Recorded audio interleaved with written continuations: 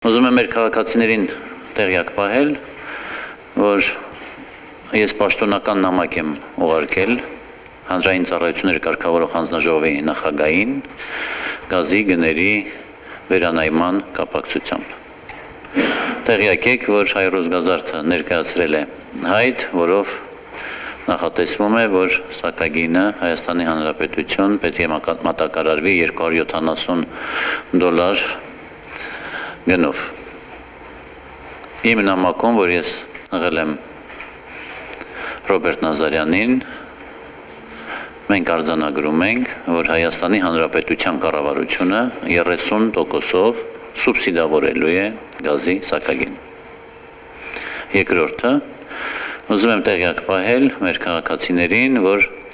սոցիալապես անապահով ընտանիքները ստանալու են օժանդակություն, որպեսզի գազի գների թանկացումը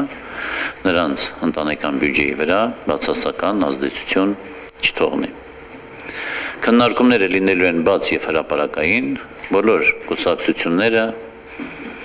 հասարակական կազմակերպությունները, որոնք հետաքրքրված են այս հարցով, կարող են մասնակցել այդ քննարկումներում և որևէ փակ հարց